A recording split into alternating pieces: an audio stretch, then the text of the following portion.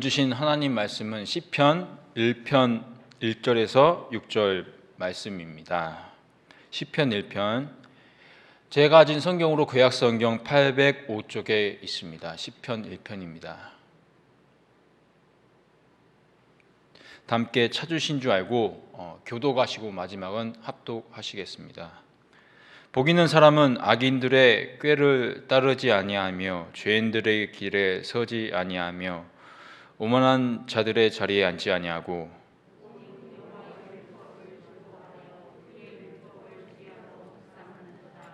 그는 시냇가에 심은 나무가 철을 따라 열매를 맺으며 그 잎사귀가 마르지 아니함 같으니 그가 하는 모든 일이 다 형통하리로다.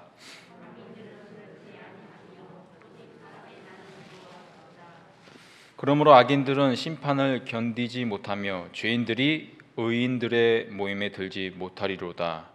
무릇 의인들의 길은 여호와께서 인정하시나 악인들의 길은 망하리로다. 아멘. 사랑하는 여러분, 프란시스 셰퍼라는 목사님이 계십니다. 목사님이 이런 말씀을 마지막에 하셨습니다. 여러분, 행복한 삶을 사는 데 인생의 목표를 두십니까? 예수 믿지 않는 사람들도 행복을 쫓으며 그것을 목표로 삼고 삽니다. 그러나 예수님을 믿는 우리들은 달라야 합니다. 지금 우리들의 문제는 바로 행복만을 구하고 거룩한 것을 구하지 않는 데 있습니다. 그렇다면 우리들의 인생 목표가 우연하게 일이 잘 되고 우연하게 돈을 잘 벌리고 우연하게 성공하는 것이 되어야겠습니까? 예수께서 말씀하신 상산수고원에서 복은 영어로 블레싱이라고 합니다. 블레싱은 피를 흘리다라는 단어에서 나왔습니다.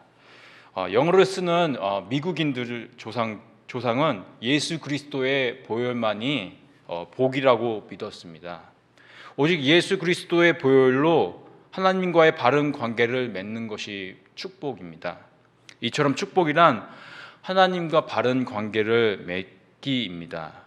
예수 그리스도를 믿는 우리들은 세상의 행복을 쫓지 말아야 합니다. 오직 예수 그리스도의 보혈로 우리를 구하신 하나님의 복을 구해야 합니다.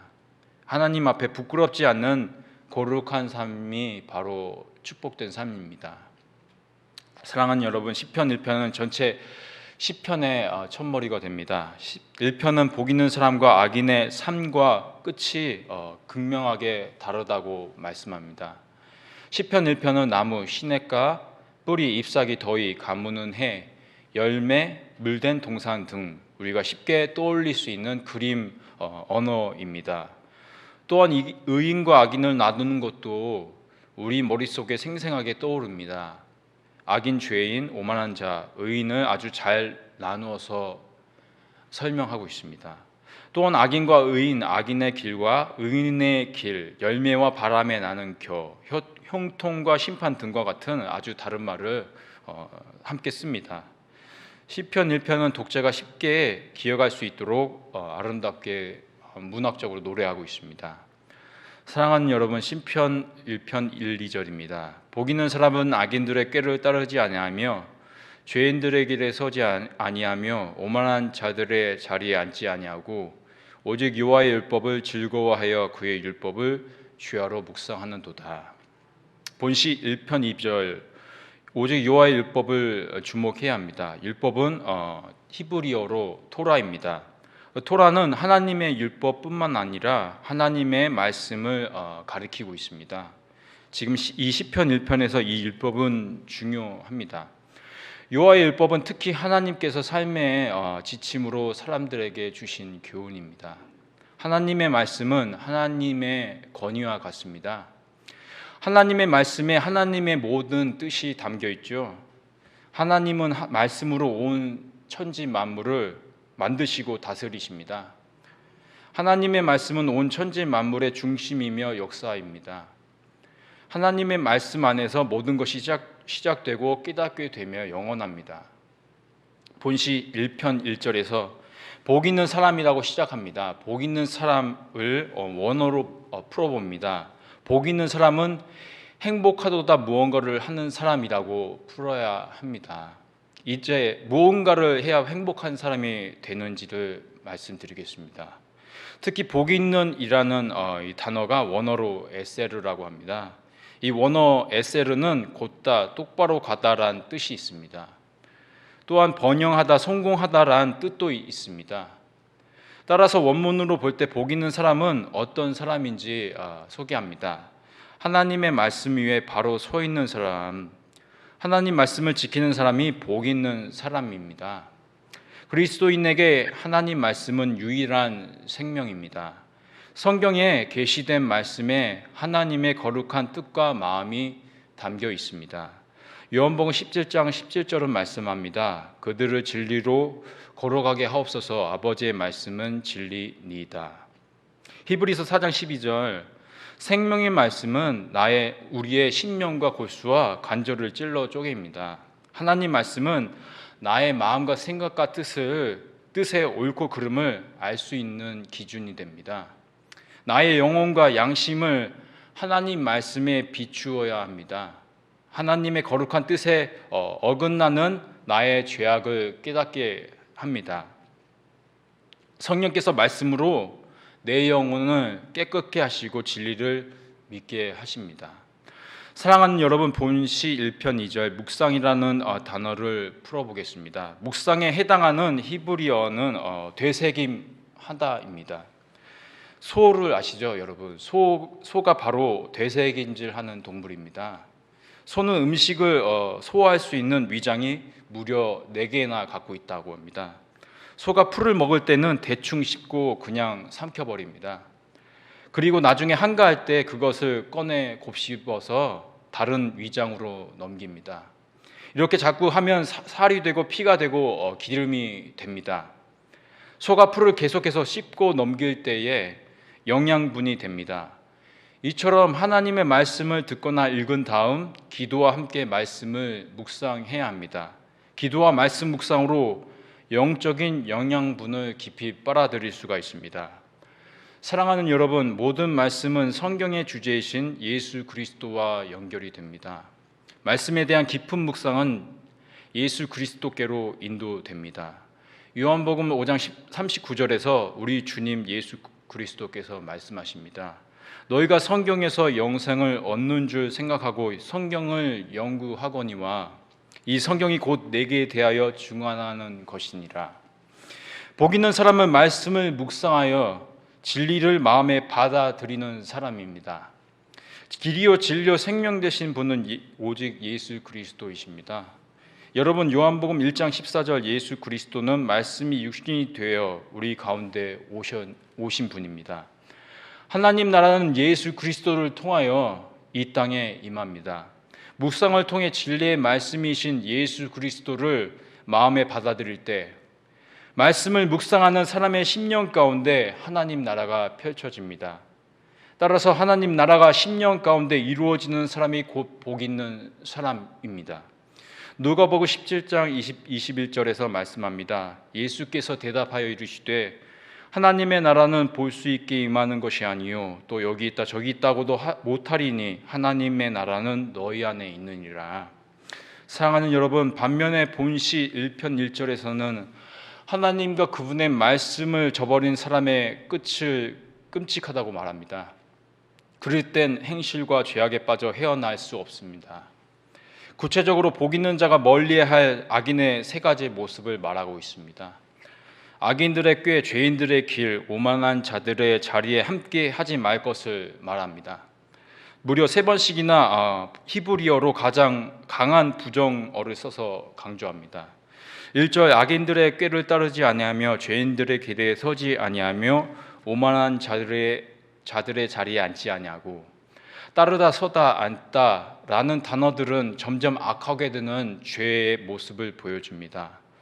말씀을 저버린 악인의 모습이 어떤지를 말씀드리겠습니다. 여러분, 신약 성경의 목회 서신 디모데 전후서를 보면 하나님의 말씀을 저버린 악인의 심령을 말하고 있습니다.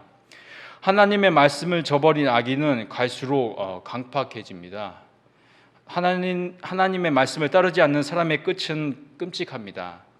디모데전서 6장 3절 5절 누구든지 다른 교훈을 하며 바른 말 곧 우리 주 예수 그리스도의 말씀과 경건에 관한 교훈을 따르지 아니하면 그는 교만하여 아무것도 알지 못하고 변론과 언쟁을 좋아하는 자니 이로써 투기와 분쟁과 비방과 악한 생각이 나며 마음이 부패해지고 진리를 잃어버려 경건을 이익의 방도로 생각하는 자들의 다툼이 일어난다고 합니다. 여러분, 하나님의 말씀을 저버린 악인에게 주어지는 형벌이 무엇일까요? 말씀을 저버린 악인은 끝내 미혹을 받고 양심의 화인을 맞게 됩니다. 디모데전서 4장 2절에서 양심의 화인을 맞으면 외식함으로 거짓말을 하는 자들이라고 말합니다. 양심의 화인이란 뭘까요? 바로 로마 시대 당시의 역사를 보면 됩니다. 당시 로마 시대에 노예 제도가 있습니다. 주인은 자신의 거심을 표시하기 위해 노예의 몸에다 낙인을 찍죠. 즉 낙인은 쇠붙이로 만들어져 불에 달구어 찍는 도장을 가리킵니다. 이처럼 사탄은 하나님과 관계없는 세상 사람들, 거기에 거짓 교사들과 이단에 대하여 사탄의 것이라고 표시하게 됩니다.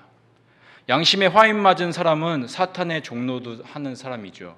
사탄은 하나님을 저버린 악인에게 자신의 거심을 낙인 찍어 표시하는 것과 마찬가지입니다. 사탄은 지옥의 인공불에 달궈진 도장으로 악인에게 인쳐서 표시합니다. 결국 악인은 하나님과 아무런 상관이 없는 저주받는 인생이 되죠. 여러분, 여기서 악인이 속한 세상이란 뭘까요? 예수 그리스도 밖에서 죄와 사탄의 권세에 종노릇하는 인생을 말합니다. 구속받지 못한 삶을 살아가는 인간을 가리키시죠. 인간이 하나님을 영화롭게 하지 않고 영광 드리지 않는 곳이 바로 세상입니다. 사랑하는 여러분, 본시 시편 2절입니다. 오직 여호와의 율법을 즐거워하여 그의 율법을 주야로 묵상하는도다. 복 있는 사람은 하나님의 말씀을 기뻐합니다. 우리가 하나님 말씀을 묵상하여 마음에 새겨야 합니다. 하나님 말씀은 살아있는 말씀입니다. 성경은 성령의 감동으로 된 말씀입니다. 성령님은 성경에 기록된 하나님 말씀으로 역사하십니다. 말씀을 우리의 영혼에 채울수록 우리 안에 거하시는 성령의 힘, 능력은 점점 커집니다. 우리 안에 예수 그리스도의 생명도 점점 더 풍성해져 갑니다. 그리스도인이 말씀을 묵상할 때 하나님께로 인도하는 오직 유일한 힘, 바로 성령의 능력입니다. 우리의 심령 가운데서 성령 하나님께서 역사하십니다. 우리 안에 거하신 성령께서 말씀을 기쁜 마음으로 받아들이시도록 역사하십니다. 우리 안에 거하신 성령께서 하나님 뜻을 기쁘게 이루도록 도와주십니다. 요한복음 1장 14절 말씀이 육신이 되신 분, 은혜와 진리가 충만하신 분은 예수 그리스도이십니다. 그리스도인이 성령의 인도하심에 따라 하나님 말씀을 지킬 때 성령으로 말미암아 예수 그리스도께서 우리 안에 거하십니다. 그리스도인이란 예수 그리스도의 생명을 가진 사람입니다. 여러분, 베드로전서 1장 23절 성경 말씀은 씨앗이라고 합니다. 묵상하는 그리스도인들의 마음속에 성령께서 심으시는 씨앗이 바로 말씀입니다. 말씀의 씨앗을 우리의 마음에 심도록 성령께 인도받아야 합니다. 묵상은 성령께서 말씀의 씨앗을 내 안에 심도록 우리의 마음을 여는 거룩한 일입니다. 성령께서 말씀으로 우리의 영혼을 거듭나게 하시죠. 말씀은 내 안에 거하고 생명이 됩니다. 우리의 영과 혼과 감정, 생각, 뜻, 몸을 새롭게 합니다. 성령의 인도하심으로 우리의 영혼이 점차 예수 그리스도의 마음, 성품을 담게 됩니다. 기독교의 영성은 우리를 비우고 우리 안에 예수 그리스도를 나타내는 것이죠. 사랑하는 여러분, 시편 1편 3절 그는 시냇가에 심은 나무가 철을 따라 열매를 맺으며 그 잎사귀가 마르지 아니함 같으니 그가 하는 모든 일이 다 형통하리로다. 모든 일이 형통한 복 있는 사람은 풍성한 열매를 맺습니다. 풍성한 열매 맺은 창세기 39장 요셉이 있습니다. 여호와께서 요셉을 범사에 형통하게 하십니다. 예굽의 타지에서 요셉은 아브라함과 이삭과 야곱의 하나님의 언약을 신뢰합니다. 고난의 순간순간마다 요셉은 하나님을 의지합니다. 여기서 형통한 복이란 무엇인지를 요한이서 1장 9절의 말씀으로 풀어보겠습니다. 요한이서 1장 9절, 복 있는 사람, 형통한 사람은 하나님의 말씀을 모시는 사람입니다. 요한이서 1장 9절은 말씀합니다. 지나쳐 그리스도의 교훈 안에 거하지 아니하는 자는 다 하나님을 모시지 못하되 교훈 안에 거하는 그 사람은 아버지와 아들을 모시느니라. 본시편 기자가 말하는 하나님의 말씀을 모신다는 복 있는 사람은 어떠한 사람일까요? 김유한 목사님이라는 분이 계십니다. 이분의 말씀을 빌려서 풀어보겠습니다. 하나님 말씀은 그분의 마음입니다. 바로 하나님이 우리 안에 거하시길 바라시는 사랑의 말씀을 깨달아야 합니다. 따라서 하나님의 사랑, 그분의 말씀에 날마다 거해야 합니다. 그런 과정에서 우리가 하나님의 자녀임을 깨닫게 됩니다. 결국 자신은 하나님의 자녀임을 깨닫는다면 자기 자신마저도 사랑합니다. 구체적으로 그리스도인은 하나님 말씀을 우리 마음에 모셔야 합니다. 하나님의 말씀을 사랑할 때 하나님의 마음을 깨닫게 됩니다.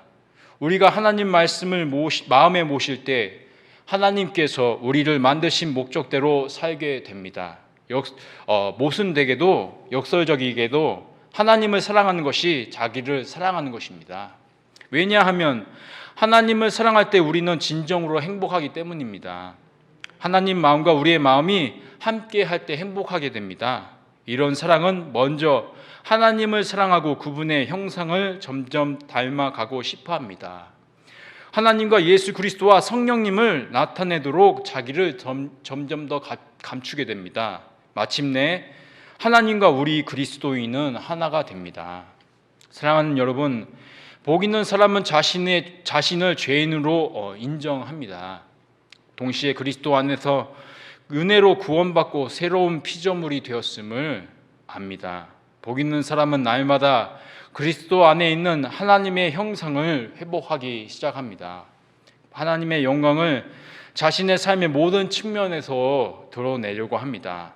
우리가 예수 그리스도의 마음, 성품을 담기 위해 말씀을 묵상해야 합니다. 우리의 삶의 모든 것에서 하나님의 영광을 나타내기 위해 말씀을 사랑해야 합니다. 따라서 성경 연구는 영적인 성숙에 필요합니다. 말씀을 지속적으로 연구함으로 자신을 단련시켜야 합니다.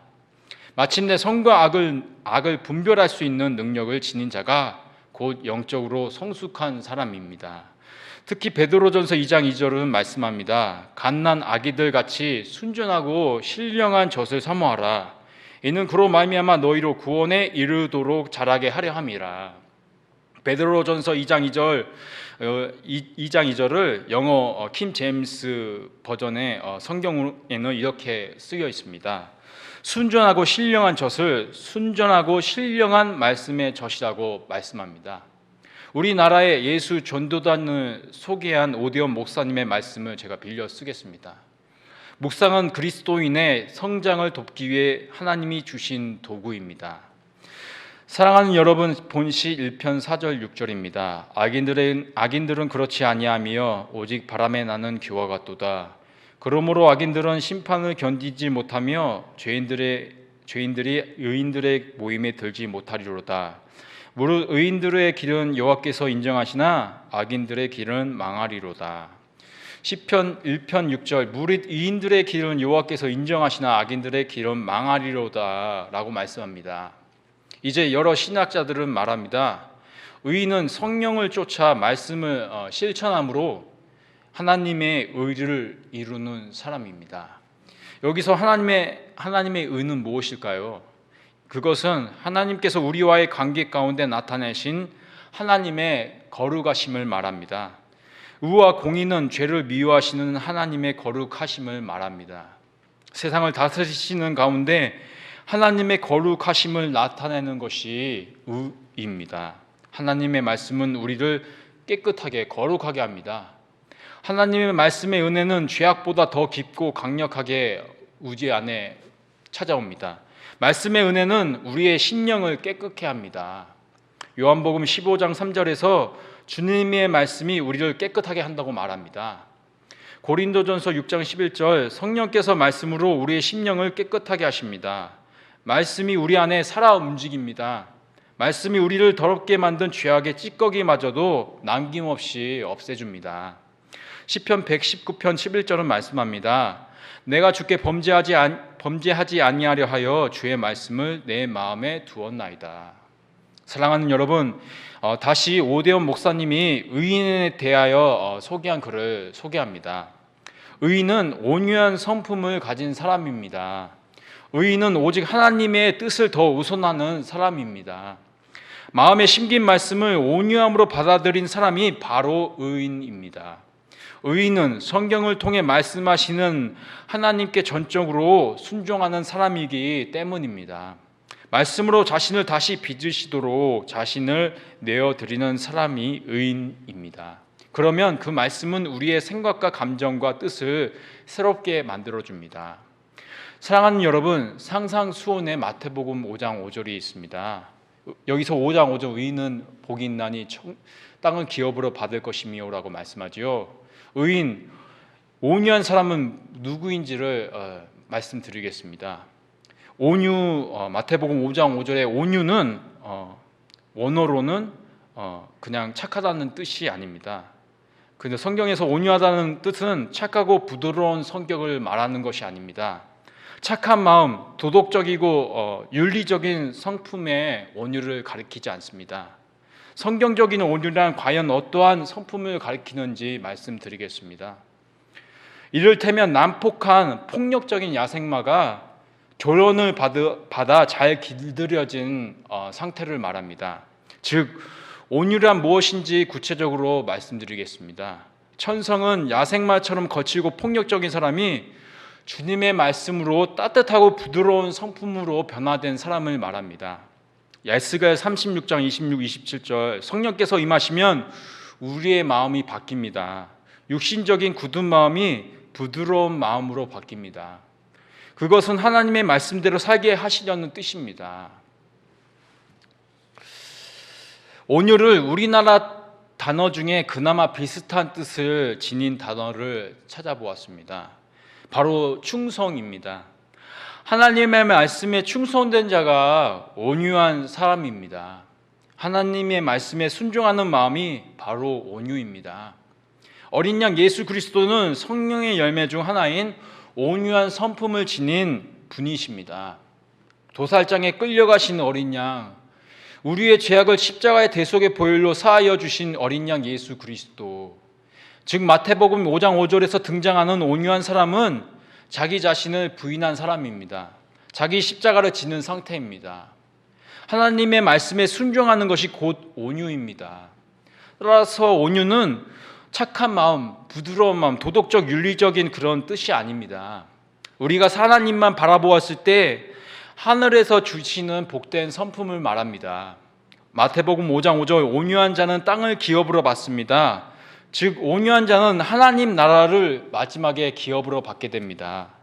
사랑하는 여러분, 의인은 성령을 쫓아 말씀을 행함으로 하나님의 의를 이루는 사람이라고 말씀드렸습니다.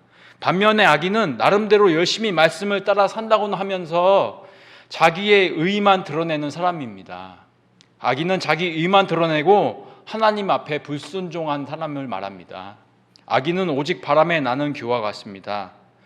악인들은 심판을 견디지 못하고 이인들의 몸에 들지 못합니다. 악인들의 길은 반드시 망합니다. 여러분, 이 시대가 마지막 날로 치닫고 있는 사실을 아시죠? 세상이 악해져 갑니다. 암흑 같은 어둠에 빠져갑니다. 바로 하나님의 말씀에 대한 목마름이 전혀 없기 때문입니다. 이런 영적인 목마름이 없는 상태는 바로 말씀을 저버린 악인의 세상의 상태입니다. 지금 악인을 내버려 두시는 분은 하나님이십니다. 악인을 내버려 주신다는 건 바로 하나님의 심판을 말합니다. 아모스 8장 11절은 말씀합니다. 주 여호와의 말씀이니라. 보라, 날이 이를지라. 내가 기근을 땅에 보내리니 양식이 없어 주림이 아니며 물이 없어 가람이 아니요 여호와의 말씀을 듣지 못한 기갈이라. 교회는 지금 너무나 세상적으로 물들어가고 있습니다. 세상에 속하여 말씀을 저버리는 악인의 생각이 바로 세상이죠. 세상에 속하여 변질되어 가는 교회가 조금 많은 것 같습니다. 사랑하는 여러분, 사람의 몸으로 나시고 죽기까지 하나님 아버지께 순종하신 분이 계십니다. 바로 오직 예수 그리스도이십니다. 예수 그리스도께서 사람의 몸으로 나시고 죽기까지 하나님께 복종하셨습니다. 우리는 예수 그리스도만을 본받아야 합니다. 오직 하나님의 말씀이 나의 영혼과 생각, 마음, 뜻, 몸마저도 새롭게 빚어주십니다. 오직 말씀만이 우리를 예수 그리스도를 따르게 합니다. 하나님의 말씀을 마음에 심으십시오. 말씀을 묵상하십시오. 하나님 말씀의 능력이 우리의 심령과 삶을 극적으로 변화시키길 축복합니다. 우리가 말씀과 성령으로 거듭난 신령한 그리스도인이 되기를 축복합니다. 세상에서 선한 영향력을 끼치는 신령한 그리스도인 우리 일상감리교회 저와 여러분 되시기를 진심으로 축복합니다. 기도하겠습니다.